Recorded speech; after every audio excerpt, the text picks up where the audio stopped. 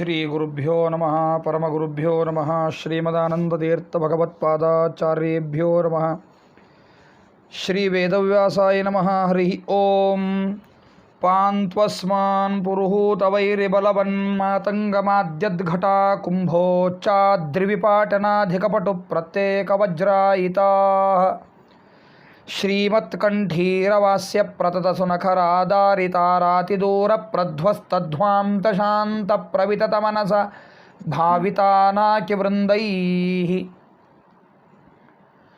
ಮಹಾನುಭಾವರಾದ ನಾರಾಯಣ ಪಂಡಿತಾಚಾರ್ಯರ ತಂದೆಯೂ ಗುರುಗಳೂ ಆಗಿರ್ತಕ್ಕಂತಹ ತ್ರಿವಿಕ್ರಮ ಪಂಡಿತಾಚಾರ್ಯರು ರಚನೆ ಮಾಡಿದ ಪರಮಾದ್ಭುತವಾದ ಸ್ತುತಿ ಅದು ವಾಯುಸ್ತುತಿ.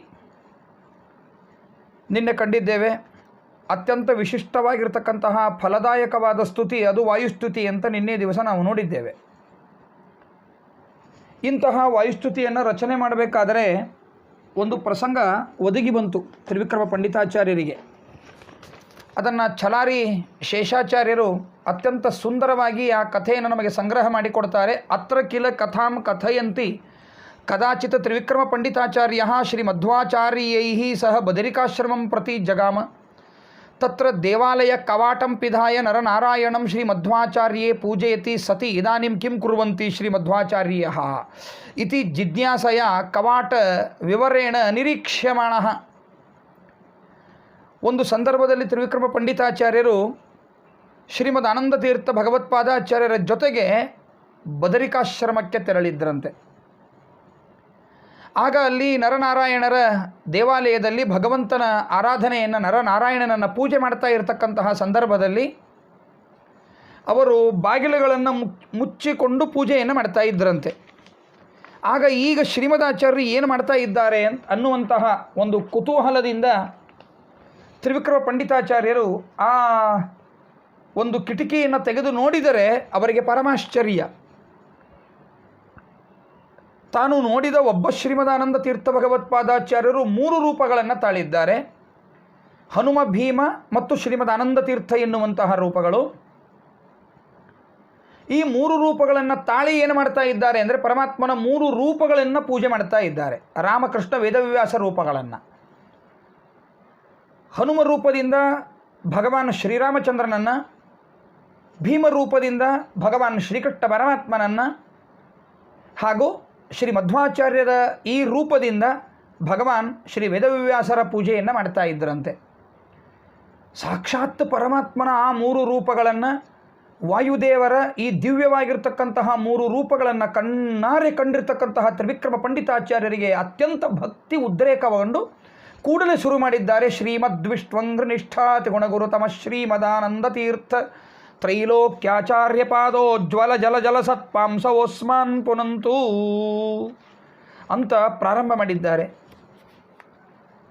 ಇಂತಹ ಅತ್ಯಂತ ಭಕ್ತಿಪರವಶರಾಗಿ ಮಾಡಿರ್ತಕ್ಕಂತಹ ಈ ಸ್ತೋತ್ರ ಏನಿದೆ ನೋಡಿ, ಅದಕ್ಕೆ ಅದು ಮಂತ್ರ ಅಂತ ಕರೆಸಿಕೊಂಡಿತು.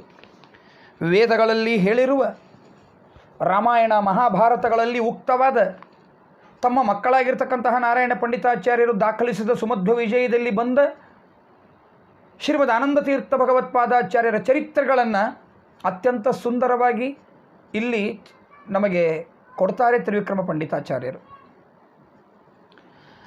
ಇದು ಪ್ರಕೃತಿ ಛಂದಸ್ಸಿನಲ್ಲಿ ಸ್ರಗ್ಧರಾ ವೃತ್ತದೊಳಗೆ ರಚನೆಗೊಂಡಿರ್ತಕ್ಕಂತಹದ್ದು. ಇದು ನಿಜವಾಗಿಯೂ ಕೂಡ ಅಧ್ಯಯನ ಮಾಡಬೇಕು ಅಂತ ಕುಳಿತುಕೊಂಡು ಅಧ್ಯಯನ ಮಾಡಿದರೇನೆ ಅನ್ನಲಿಕ್ಕೆ ತುಂಬ ಕಷ್ಟಕರವಾಗಿರ್ತಕ್ಕಂತಹ ಸ್ತೋತ್ರವನ್ನು ವಿಚಾರ ಮಾಡಲಾರದೆ, ಪೆನ್ನು ಪೇಪರ್ ಹಿಡಿಲಾರ್ದೇನೆ ಕೇವಲವಾಗಿ ಭಗವಂತನಲ್ಲಿ, ವಾಯುದೇವರಲ್ಲಿ ಚಿತ್ತ ಇಟ್ಟವರಾಗಿ ಪುಂಖಾನುಪುಂಖ ಒಮ್ಮೆಲೆ ಬಂದಿರತಕ್ಕಂತಹ ಪರಮಾದ್ಭುತವಾದ ಸ್ತೋತ್ರ ಇದು. ಯಾರಿಗೆ ವಾಯುಸ್ತುತಿ ಬರ್ತದೆ ಅವರಿಗೆ ಅರ್ಥವಾಗ್ತದೆ ಎಷ್ಟು ಪರಮಾದ್ಭುತವಾದ ಪವಾಡ ಇದು ತ್ರಿವಿಕ್ರಮ ಪಂಡಿತಾಚಾರ್ಯರದು ಅಂತ ಅರ್ಥ ಆಗ್ತದೆ.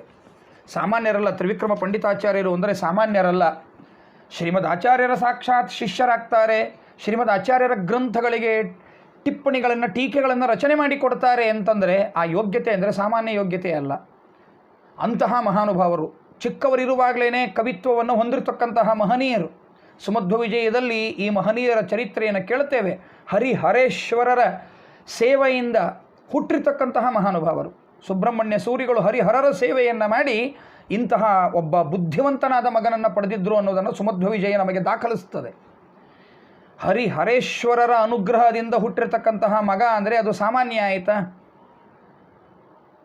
ಹೀಗಾಗಿ ಇಂತಹ ಮಹಾನುಭಾವರ ಮುಖ ಕಮಲದಿಂದ ಹೊರಹೊಮ್ಮಿದ ಅತ್ಯದ್ಭುತವಾದ ಸ್ತುತಿ ಅದು ಶ್ರೀ ಹರಿವಾಯುಸ್ತುತಿ.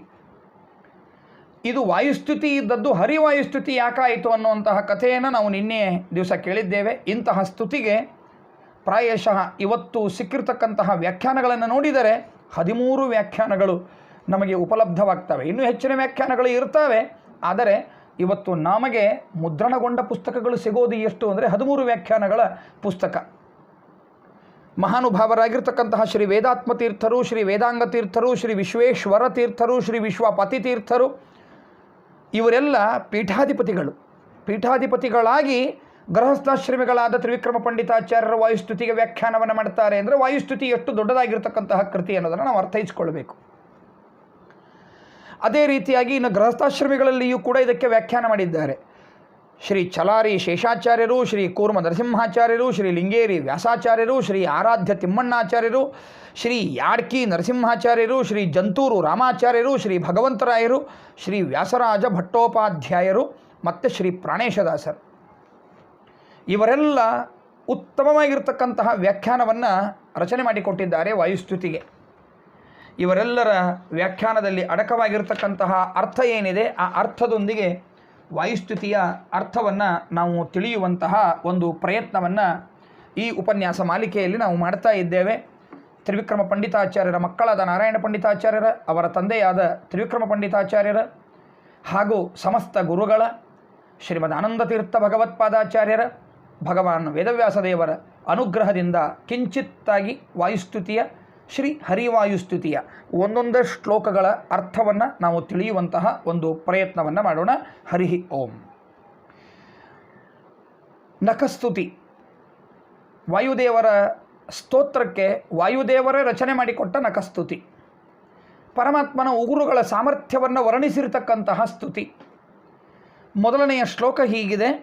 ನಖಸ್ತುತಿಯ ಮೊದಲನೆಯ ಶ್ಲೋಕ: ಪಾಂತ್ವಸ್ಮಾನ್ ಪುರುಹೂತ ವೈರಿ ಬಲವನ್ನ ಮಾತಂಗ ಮಾದ್ಯದ್ಘಟ ಕುಂಭೋಚ್ಚಾದ್ರಿವಿಪಾಟನಾಧಿಕಪಟು ಪ್ರತ್ಯೇಕ ವಜ್ರಾಯಿತಾ ಶ್ರೀಮತ್ ಕಂಠೀರವಾಸ್ಯ ಪ್ರತತಸು ನಖರ ದಾರಿತಾ ರಾತಿದೂರ ಪ್ರಧ್ವಸ್ತಧ್ವಾಂತ ಶಾಂತ ಪ್ರವಿತತ ಮನಸ ಭಾವಿತಾ ನಾಕಿವೃಂದೈ. ಈ ಶ್ಲೋಕದ ಪದಚ್ಛೇದ ಹೀಗಿದೆ.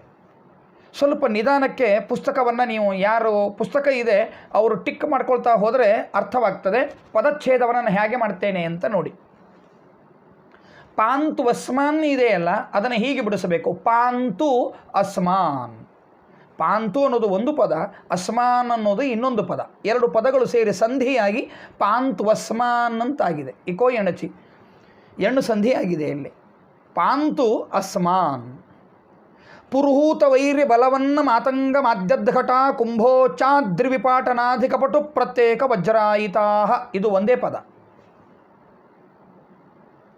ಶ್ರೀಮತ್ ಕಂಠೀರವಾಸ್ಯ ಪ್ರತತಸು ನಖರಾಹ ಇದು ಮತ್ತೊಂದು ಪದ. ದಾರಿತಾ ರಾತಿದೂರ ಪ್ರಧ್ವಸ್ತಧ್ವಾಂತ ಶಾಂತ ಪ್ರವಿತತ ಮನಸ ಇದು ಮತ್ತೊಂದು ಪದ. ಭಾವಿತಾ ಇದು ಒಂದು ಪದ. ನಾಕಿವೃಂದೈಹಿ ಅಂತ ಇನ್ನೊಂದು ಪದ. ಮತ್ತೊಂದು ಪಾಠಾಂತರ ಇದೆ. ನಾಕಿವೃಂದೈಹಿ ಬದಲು ಭೂರಿಭಾಗೈಹಿ ಅಂತ ಪದ ಇದೆ. ಎರಡೂ ಹೇಳಿದರೂ ತಪ್ಪಿಲ್ಲ. ಭಕ್ತಿಯಿಂದ ಯಾವ ಪದವನ್ನು ಹೇಳುತ್ತೀರಿ ಅದನ್ನು ಸ್ವೀಕಾರ ಮಾಡ್ತಾರೆ. ಇದೇ ಪದವನ್ನು ಹೇಳಿದರೆ ಶ್ರೇಷ್ಠ, ಆ ಪದ ಕನಿಷ್ಠ ಅಂತ ಹೀಗೆಲ್ಲ ಅರ್ಥ ಮಾಡ್ಕೊಳ್ಳಿಕ್ಕೆ ಹೋಗಬೇಡಿ. ನಾಕಿವೃಂದೈಹಿ ಅಂದರೂ ಭಗವಂತ ಒಲುಮೆಯನ್ನು ಮಾಡೇ ಮಾಡ್ತಾನೆ. ಭೂರಿಭಾಗೈಹಿ ಅಂದರೂ ಕೂಡ ಭಗವಂತ ಅನುಗ್ರಹವನ್ನು ಮಾಡೇ ಮಾಡ್ತಾನೆ. ಸರಿ, ಹಾಗಾದರೆ ಈ ಪದಚ್ಛೇದವನ್ನು ಮಾಡಿರ್ತಕ್ಕಂತಹ ನಾವು ಈ ಶ್ಲೋಕಕ್ಕೆ ಏನು ಅರ್ಥ ಇದೆ, ಒಟ್ಟಾರೆ ಅರ್ಥ ಏನಿದೆ ಅಂತ ತಿಳಿಯುವಂತಹ ಒಂದು ಪ್ರಯತ್ನವನ್ನು ಮಾಡಲಿಕ್ಕೆ ತೊಡಗಿದರೆ, ಅಸ್ಮಾನ್ ಪಾಂತು ನಮ್ಮನ್ನು ರಕ್ಷಿಸಲಿ. ಅಸ್ಮಾನ್ ಅಂದರೆ ನಮ್ಮನ್ನು, ಪಾಂತು ರಕ್ಷಿಸಲಿ. ಯಾರನ್ನ ರಕ್ಷಿಸಬೇಕು? ಎಷ್ಟು ಸುಂದರವಾಗಿ ಹೇಳ್ತಾರೆ ಅಂದರೆ, ಸುನಖರಾಹ ಪರಮಾತ್ಮ ನಿನ್ನ ಉತ್ತಮವಾಗಿರ್ತಕ್ಕಂತಹ ನಖಗಳು ನಮ್ಮನ್ನು ರಕ್ಷಿಸಲಿ. ಹೇಗಿವೆ ಆ ಉಗುರುಗಳು, ಪರಮಾತ್ಮನ ನಖಗಳು ಹೇಗೆ ಇವೆ ಅನ್ನೋದನ್ನು ವರ್ಣನೆ ಮಾಡ್ತಾರೆ ನೋಡಿ. ಪ್ರತತ ವ್ಯಾಪ್ತವಾಗಿರ್ತಕ್ಕಂತಹ ಶ್ರೀಮತ್ ಕಂಠೀರವಾಸ್ಯ ಲಕ್ಷ್ಮೀ ಸಮೇತನಾಗಿರ್ತಕ್ಕಂತಹ ಶ್ರೀ ನರಸಿಂಹನೇ, ಅಪ್ಪ ನಿನ್ನ ಉಗುರುಗಳು ಹೇಗೆ ಇವೆ? ಪುರುಹೂತ, ಪುರುಹೂತ ಅಂದರೆ ದೇವೇಂದ್ರ, ಪುರುಹೂತ ವೈರಿ ಅಂದರೆ ದೇವೇಂದ್ರನ ವೈರಿಗಳು. ದೇವೇಂದ್ರನ ವೈರಿಗಳು ಅಂದರೆ ಯಾರು?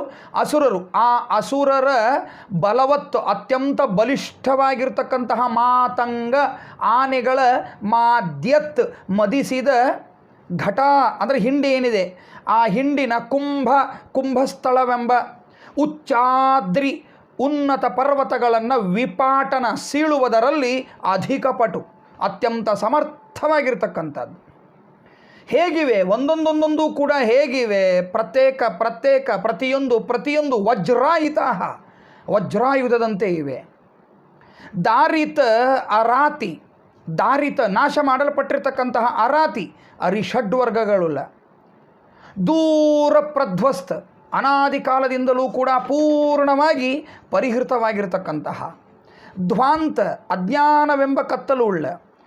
ಶಾಂತ ವಿಷ್ಣುವಿನಲ್ಲಿ ನಿಷ್ಠೆಯಿಂದ ಇರತಕ್ಕಂತಹ. ಪ್ರವಿತತ ವಿಷ್ಣುವಿನ ಗುಣಕರ್ಮಾದಿ ಬಹು ವಿಷಯಗಳನ್ನು ತುಂಬಿಸಿಕೊಳ್ಳುವಷ್ಟು ವಿಶಾಲವಾಗಿರ್ತಕ್ಕಂತಹ ಮನಸ ಅಂತಃಕರಣದಿಂದ ಕೂಡಿಕೊಂಡಿರ್ತಕ್ಕಂಥವರು ಯಾರು?